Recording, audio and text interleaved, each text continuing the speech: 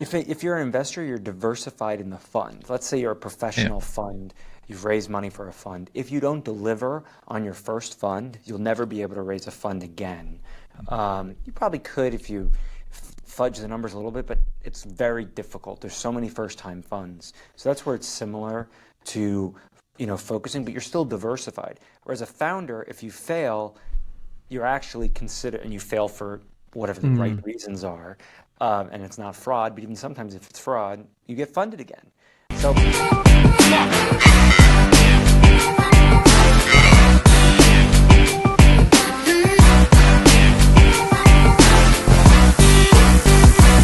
so we are like a week and a half, no, not even a week and a half, week and a few days away from Tectalia next week. And I Mhm. know it's has nothing to do with the podcast other than it's our sponsor today. But we're continuing our series.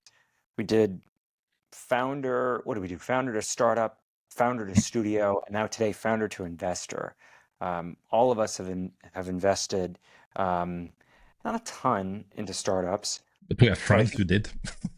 we have friends who did. We know Um, friends who And have we did friends. we you did know, two, which I guess qualifies. But oh yeah, it's of nice. course. I, but I have, my feelings on this are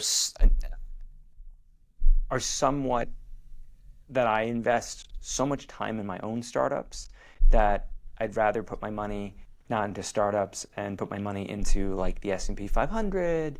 It used to be some bonds, not anymore.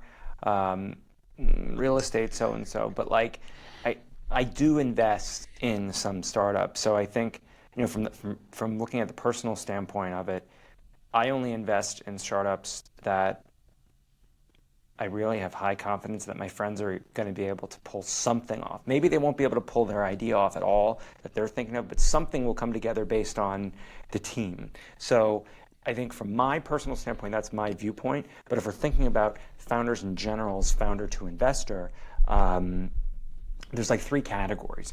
Angel investor is very common from a post-exit founder. And even seeing from the post-exit founder group that we're a part of, and a lot of my friends who are post-exit founders who do angel investments, the majority of their investments are like a total write-off. It's like they blew $1 million, $2 million on like 30 different investments, and they might not make any money. Those are the ones that do it for fun, and they do it because they have so much liquid capital that they don't care what the outcome is. They just want to be supportive and pay it forward like individuals did for them earlier on in their career, or maybe didn't do for them so they could do it. Then you have a class of professional angel investors that are post-exit founders. It's different. I think they have angel syndicates. They have a structured process, and they invest in things that either excite them or things that they know about. And there's a bunch of those, I think primarily in San Francisco, London, New York, kind of, but it's really, I think, still in sort of the Bay for like really professional angel investors. Um, Seattle has a bunch. Seattle too. Yeah, yeah. So let's just say West Coast. Um, and then you've got the class of founders to VCs.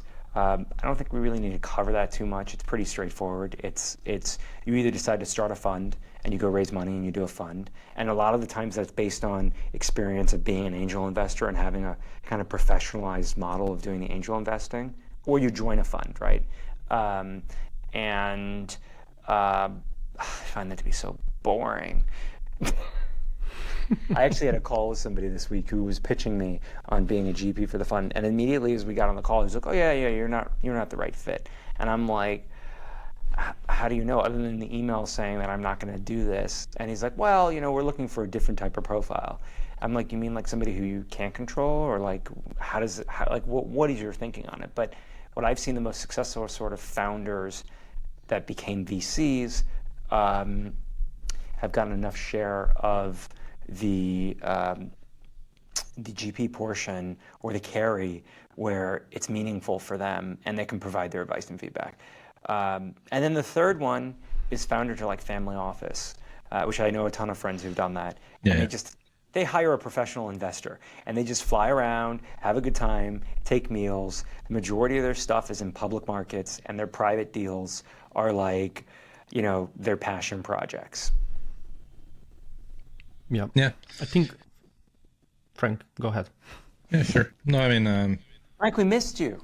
thank Even you. though we had an episode last week because we Yeah, sure. recorded two, we still missed you. That's fine. Likewise. Yeah, I mean, on the to me, there's an aspect of duty, I guess, as an entrepreneur. Like you have to be an investor. I would say, even if it's just part time, even if it's just a small return, it's very needed for the ecosystem. Like that's how ecosystem takes off. I guess now, works pretty well in the US, so maybe it's not needed, but in other countries, in other cities, like the difference that one entrepreneur who succeeded can make, by becoming angel, which means taking meetings, which means, giving a little bit of advice and, connecting to the other ecosystem, I think is tremendous and very important. So the first message I would say is, even if it's not the path you want to do, like even if you don't want to do that full time, at least just one or two or a couple of investment, you lose your money, very likely. But it's still very important to do that. I think the other thing is, if you don't want to lose money, then you I guess the strategy is just to ramp up as learning how that works. If you're a founder, if you've been building things, it's very different to be hands-on a project and to just put money on kind of be low touch or zero touch on an existing project. And I've seen people who become angels because they want to become VCs, and so they try to build a track record. Yep. Try to kind of build up, return and things like that. But I feel like, to me, the VC, the original VC, or not the original, but whatever, second generation VCs in the 70s, in the 80s, that came after these ones, like so Horowitz maybe in the 19 and early 2000. These guys became VC, or even Paul Graham from YC. I think they became VC because they were pissed that capital would not go into the right people's hands, like developers, technical people, and there could be an entrepreneurial point of view on venture capital. I still believe, and I still explore that too, that another option is to try to build new ways to invest. I'm not giving up on that. I think there's other models than the one we have now. I think the current models kind of suck. I think the VC model is broken. It's been overexploited, and I don't think it really works well. And I believe there's going to be innovation. There has to be innovation about the way you invest. And I think for founders, only founders will do that. It's not going to be the finance guys who are gonna, we're gonna rely on the existing model to exist. So I think that's another example, or that's another angle, which is, how do you rethink finance? How do you rethink investment? And crypto, had a lot of hope with that, but a lot of scam also. I think AI is another obvious one, right? You could start to, there will be people, entrepreneurs out there who are going to be building AI-based funds where the investors will be AI. So, there's different angles, but especially now, I think there's a lot of things to try to experiment with that could be really, really cool.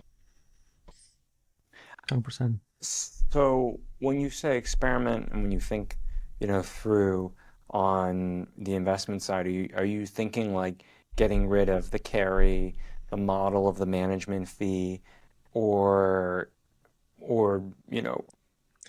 we spoke about studios. You've always considered. I like the idea of decentralized studios. I like the idea of very early investors, even pre-incorporations, like this idea of guilds, this idea of community, the idea of investing without forcing you to go the VC road, but maybe having things like, revenue-based venture capital kind of thing, or where you just have 1 or 2%. There's so many angles, like so many things you could do, but to me, the obvious one is going to be AI. I feel like due diligence with AI is going to be one, which we're kind of exploring with Teddy. What I do love is how we're like, when it was the crypto era, it was like crypto is going to solve some of this new investing trends, and now we're like, AI is going to solve some of these investing trends. No, it's the same. But it's always the same, right? When this thing comes, it was the same in 2000. It's like the internet will allow you to order food. It does. Yeah. It will. Crypto will do all these things. AI will do all these things. It may take 10 years, 20 years, 30 years, but it will happen. And so and the same with VR, and the same with robotics. Like I'm like maybe next year or 2 years from now, there's going to be Tesla launching its robots and a bunch of Chinese one, and everybody suddenly will start to talk about robotics and how it can change the way. It's always the same. We live in a time that's very unique where we have these new technologies, and so you can apply first principle and rethink, like, what the investment looks like when. And again, it takes time, but now Bitcoin is on. You can have ETF. You can have Bitcoin's ETF. You will have all of that, and you'll have AI with wallets, and so Right. you have to think about what does it mean for the future investment, for capital allocation. It will have an impact of some sort. Then a lot of people said that years ago, raised $70 million, hundreds of $millions, and went partying and do LSD and Burning Man, and then everything crashed. Does it mean the idea that things will change is not happening? No, but does it mean that for 100 failure, one of them will make it? Yeah, always.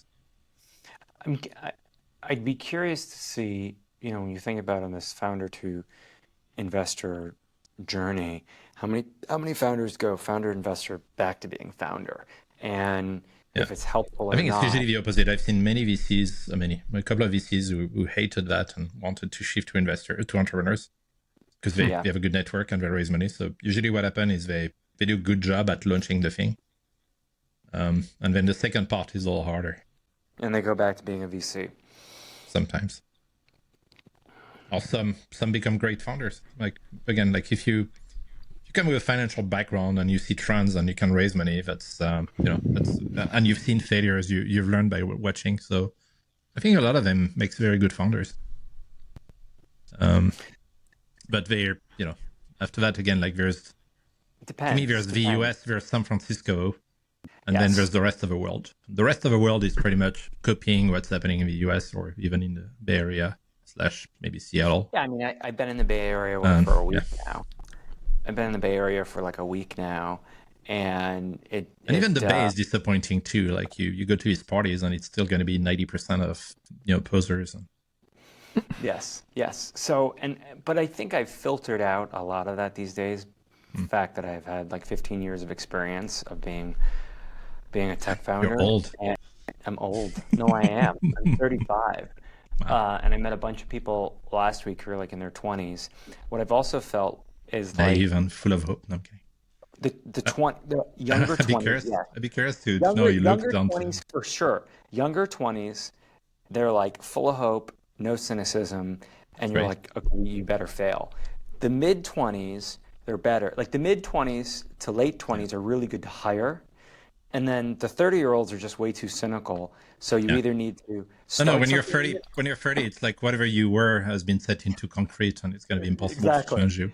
So like, we're lucky enough to be entrepreneurs in our 30s, which means we'll forever be disappointed at the world and want to build new things. Although I would suspect the next generation, the new generation of founders, a lot of them are going to be amazing and very good. But I suspect a lot of them also kind of game the system, and they kind of to them doing a startup is having a pitch. Like they know everything about how to raise money. Yeah, that's not. But so what? So they'll know how to raise money, but the problem is they're still going to need to deal with the failure. Like I actually had this conversation with a few people. I don't disagree. What I'm saying is it's bad for the VCs because before the VC was easier. It's like, oh, you want to build that, and oh my God, you're passionate about it. Now you have people who fake passion, who fake everything. Always fake passion. Come on. No, not like necessarily. I think the web you era, don't. A lot of people faked passion. Like 90% of those, most of the startups have failed, or just the pump and dump. I don't really fake passion. I feel like I find it. It's we talked about it. Yeah, we talked about it, but what I'm saying is that it's not hard to fake what you're doing, but once the results don't show, so you lose out on a seed fund. And I know, but to me, that's one of the reasons I think VC is going to be disrupted. Like, it's fucking insane that you raise money if you look passionate and you have nice slides. Like, how is that anything to do with your business? It's insane. It's really crazy. So it's like power law distribution, right? So it almost doesn't matter. But what does it mean? What do you mean by parallel distribution? Like, how does that work? Why out of 10 investments you get one that works? Where that comes from? I don't know. That's exactly. This whole thing is. I feel as though scammy. Like I don't buy into it. A little bit. But it is. What do you mean? It is scammy. Like there's not. It's It is. That's why it's called. That's why it's venture capital, and they're venture capitalists. I mean, like, And because again, sorry, I love they VC, got to like, but come up there. you have to Hey, make the Frank, distinction between Frank, the top like the top 10% VCs and the totally 90% different, other VCs. which is also a power law distinction. So, Yeah, so you start, exactly. So good, so fair enough. like, so like if you look at Yeah. like a The Sequoia good or VC will recognize himself. We love you guys. The crappy VC are not watching this, anyways. no, they aren't. So, They don't care. or if they are crappy VCs and they're watching, please like and subscribe. Hit the like button. Please comment where you're crappy. Let it So show. Teddy, so you don't have a ton of experience as angel investing. No, he did From an your point of investment or invest his Yeah. time. Like, tell us about your. Yeah, that's no, what Do but I you I want like to mean, it? but I talk. want to Do you hear like like it? Do you as regret it? you think about, but as you think Would you about do it, because more we of were it? talking Mm.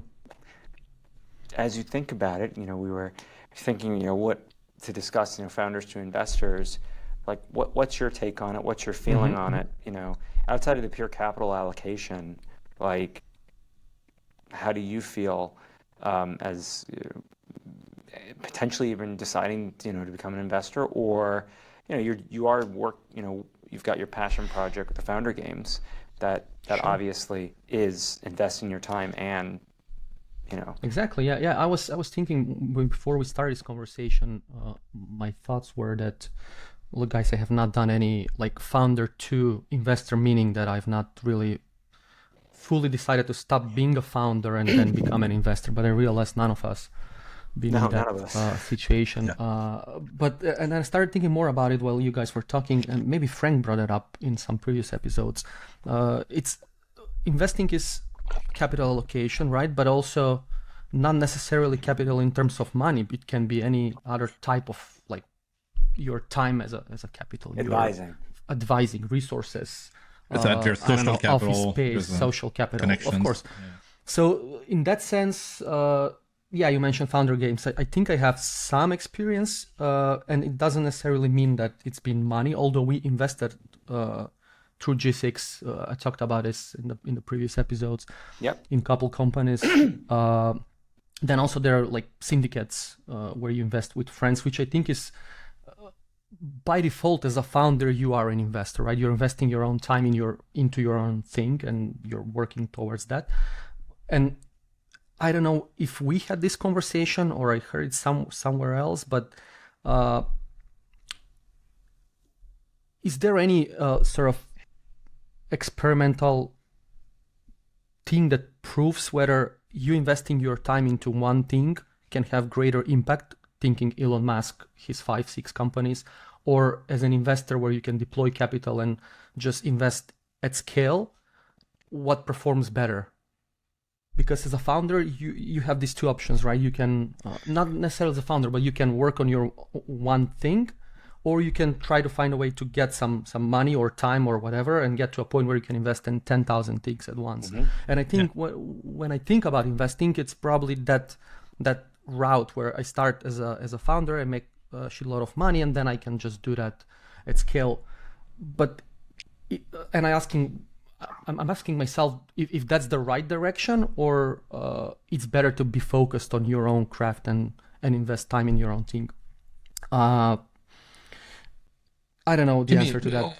No, to me, this notion of focus is I always think of it as investors diversify and entrepreneurs focus. Which, if you take Elon, it's a good example, right? Because when he did X, when he did everything else, and I guess sorry, get back on before you lose it. I also don't want to use Elon as an example. We need to find Elon's an outlier, so. Yeah. No, I know. So that's the problem. It's not a great example. So, but in general, I think if you're an investor, you diversify, and if you're an entrepreneur, you're diversified. And even if you're a founder, if you're an investor, yeah, sorry, again. If you're an investor, you're diversified in the fund. Let's say you're a professional fund. You've raised money for a fund. If you don't deliver on your first fund, you'll never be able to raise a fund again. You probably could if you fudge the numbers a little bit, but it's very difficult. There's so many first-time funds. So that's where it's similar to, focusing, but you're still diversified. Whereas a founder, if you fail, you're actually considered, and you fail for whatever the right reasons are, and it's not fraud, but even sometimes if it's fraud, you get funded again. So like, you know, Yeah, Even but again, like let's go back to that. So but to like me in, again, but investors don't have that optionality as much no, if but it's because it's a risk versus reward. The diversification reduces the risk. yes. So if you fail within, with a lower risk, then it's a bad signal. But if you fail within a high risk, but the other thing I wanted to say is because I think the theme of being focused, I think, is a lot misunderstood, and I would never have a chance to ask Steve Jobs about it or other people, but I give you my own point of view, which is it's this idea that focusing is important is obvious, and it's of course you have to be laser focused on what you do. But correlation is not causality. It's not because you're focused on something that means it's it's gonna be you're gonna be successful. And I think even Steve Jobs and Wozniak, like I think focusing is something important when you're past product market fit. And I think it's focusing on your strategy that's very important. I think at the earliest day, I don't think being focused really matters at all. I think it's quite the opposite. You need to be extremely unfocused, testing a lot of things, maximizing serendipity until you find product market fit. And product market fit is, again, I've only experienced it once, maybe with Startup Weekend, and product market fit is unstoppable, which is different from maybe product market unfit. Oh, I should launch this one. I've never heard anyone talk about that, where you can have this cube and you're trying to put it in a circle, and it kind of works if you use a hammer and a bunch of cells. And it's like, it doesn't work perfectly, but it's good enough for a business, and that's going to be enough for most of the people. And so again, like to me, being focused is very important for very, very few people. Like the scale up phase, you need focus. After that, I guess the most important skill, and after that, again, everybody has different style, but to me, it's the learning to delegate is going to be one that you need way before that. Like, this idea of focusing. Like, how do you focus a team? It's easy to focus yourself, but the hard thing is how do you get everybody to really focus on a business, and it's extremely hard. And Yeah. and so anyway, like there could be an whole episode about like this idea of what should be in the top of your mind. And some people will say the most important is focusing. The other one will say the most important part is delegation. Some other people will say the most important part is to experiment. Some other people would say the most important part is thinking. Other people will tell you it's action. There's going to be as many answers as successful founders. Other people Each founder is going to be successful, believe their way is the right way. Yeah. I wouldn't be too into the way to do it is that. I don't think it's well, Dan Martell tells us we got to get up at 5:30 a.m. We have to do 3 sets of squats, a couple of deadlifts, drink some athletic. Many founders are like that. I mean, like there's this idea now. I know. So I think, Frank, you're spot on about this idea of focus and, of course, product market fit. And then it's before product market fit, you're just flailing. You're like, I hope it works. And after it works, you come on podcast and you say, "My God, I'm so focused." Yeah, this is how we did it. And you have to keep that in mind too. You cannot get investors, you cannot get product and things like that by saying, "Oh my God, I fucking hate that thing and I really want to do something else." Like you cannot say that. No, you have to. Maybe who knows? Like maybe what's the name of the Apple CEO now? Tim Cook, Tim Apple. Yeah, maybe Tim fucking hates what he does.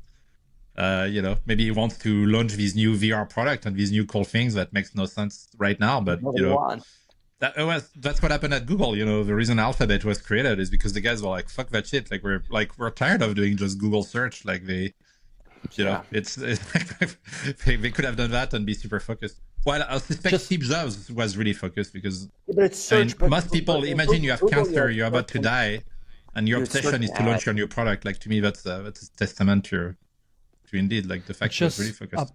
I would love to talk about focus more on some other episode because I think we also talked in the past. But back to the founder as an investor, I think there are other ways, and I want to hear your guys' thoughts. If you are early stage founder, you can also invest in other things like the stock market, crypto. We talked about this, like the founder games. There are a couple startups that I'm supporting with my time. That's another type of investment. You have real estate. Is it a good sign or a red flag if you see a founder not fully investing their energy and time into their startup and they are sort of diversifying into other assets, or it doesn't really matter? What are your thoughts on that? Again, it depends on the ability to invest. Again, it depends how much the thing is growing. If the company is $1 billion and grow 10% a year, then yeah, you can do whatever you want. if the startup is growing 600% or 10,000% every year and you're doing other things, I'd be extremely worried. So to me, it depends on growth. Mm-hmm. You know? Okay. Or if your startup is crashing. If your startup is crashing and you do something else, it's actually that's also a signal that investors use on the public market. If a guy is like selling all his equity and the company is not doing so well, like that it doesn't mean the guy is not focused and the company is going down. It means he knows the company is going down and is finding an escape. So, a founder has some money aside to invest in other things and then decides not to invest the full cash amount into his or her own startup. Shouldn't invest the full cash amount. And then you want to diversify, right? Yeah. And I feel like if you're going to raise money from folks, you shouldn't put any of your own money in. Maybe you're putting your time in. And of course, you are putting your own money in because you're taking a haircut. But isn't it, if you're passionate enough about something, you work on this startup, you want to invest I agree. the full energy. There's no rules. That's what I did for Startup Weekend. Like all the money I had, I invested in Startup Weekend, even worse, as a donation. As a nonprofit. So knowing I would never get my money back on day one. But I had no doubt it would work. It could have not worked. So I guess it depends on the information you have when you make that move. But it's true. It's contextual. But I mean, like I put a lot of money into the SPAC. I wouldn't have done that again. But I had to get it going and to get a seat at the table. But I've also put money into one of my other startups. I just wouldn't put a significant amount of capital in that would stress me out to the point that I'm not sleeping because I'm not sleeping already. So, like my feeling is if you're going to go raise money to pay yourself and to make the thing work. Again, it depends. Like let's say I'm going to raise a venture fund, and I thought about that. I've got a little bit of money on the side. Would I risk that money in a startup right now? No, because I don't really see anything. I'd rather risk time or raise someone else's money if I need money. But let's say I know I'm going to raise $20 million, and I know that the more equity I can get, a little bit like Gabriel was mentioning from his back, and it's like it would be stupid not to invest your own money because you'll get your money back. So again, context is key. Like there's no universal answers to that type of things. Yeah, and another thing I want to mention for founders, as an investor, this time is probably the best time because you can act as an investor, meaning you can build a couple different things. Now I'm talking about tech with AI, right? You can launch almost every day a new experiment or tool or whatever it is, and then you can maximize your chances. I think you definitely should. I think we need to move a lot faster, and it's I don't know, we need to move faster in general. But again, the reason you have to launch many things is not because you're going to be launching and managing many things. You're just looking for this one thing that takes off. Brute forcing your way. It might take you 100 failed launch to find the one that works, and when you find it, you'd be a total idiot to be like, oh, this one's working, and I'm going to keep launching 100 more just for the fun of it. And so all of that will accelerate. Definitely, maybe not innovation, because innovation I think comes from somewhere else, but copycatting, and like the information is moving even faster now. Like the time it took for a company to move from one place to another is going to be greatly reduced, ponderated by the regulation of the local country, I guess. But it's everything is changing right now, and I believe actually right now is a great time to take risk. It's the best time to take risk because when we talk about investments, always the risk versus reward, and I think now is an amazing time to take amazing risk. The opposite, I believe, that if you take no risk, you'll be heavily punished. Putting aside entrepreneurship, I think from a financial perspective, if you're played safe and you have 50% of your investment into US bonds, and cash, you're going to be fucked by inflation and a recession or whatever will happen to the debt, or the same in France, I guess, or in Europe. But if you bought AI stuff and robot stuff, Bitcoin, and maybe to play it safe, you can put some gold, then you'll be fine. So we're living in a weird place right now where the world is shifting many things. Like the Western world is moving to the East. There's a new technological revolution. Wars are back. Polarization is back. And so what I've worked for the past 30, 40 years, I think is not going to work anymore. And people are still used to that, whether it's for investment or something else. So if it's a period of change, like, again, entrepreneurs, to take back my analogy of a zoo, most people live in a zoo and get a steak every month, and we're used to live in the jungle and find our own steak. So I think that's going to be great to be an entrepreneur right now. There's going to be people desperate to invest in things that could, bring back revenue. Yep. So I'm super bullish about the future, and I'm very scared for the rest of the world. For another podcast. Yeah. I think we beat this subject to death today. You say that at every podcast. I think that should be your tagline. I like it. Well, we should just rename the podcast. Why don't we kill the subject? Yeah. Like the subject might be immortal, and stay forever, and we'll never kill the poor thing. It's just amazing. Yeah, but it could It also went to be, subject heaven. and then it was reincarnated. It's definitely going to be reincarnated again. Just Yeah, like some of them are Focus like zombie subject. They'll keep coming back. We can't kill them, Like No, we they're beat not it to zombies. death, You're reincarnated. dead So- and alive. Yeah. Yeah. Okay, Frank, you've got the quote for this week. Got a quote. I don't really have one, but I wanted to do. Let's see. You want to go He with doesn't it? have Okay. one, but he's got something. Don't worry. Okay. Yeah, Frank. Yeah, give me a second. I'll find something. I mean, the quotes don't really matter. It's like all of them are like. I mean, quotes matter, I guess. I guess the quote was. What was the quote? I think the quote was something like. I forgot who said that. Like it's an old one, but it's like. Quotes don't like- really matter, but quotes, they matter. Yeah, no. The vague quote I had in mind was something like it's like, smart people learn from their mistakes and wise people learn from other people's mistakes or something like that. I can't get the exact quote. Yeah, there are a quote like that. Yeah, you're welcome. Just not sure who said it. Great quote. I said it. That's it. We should make up quotes. I'll make up a quote right now. Let's see. About focus. So the quote would be to say, to focus is important, but to execute. Oh no, it sucks. I can't make one. I need more time. I'll ask ChatGPT. I'm sure I can find All something. right. Bye bye. Thank you, everybody. Bye. Subscribe, like, share.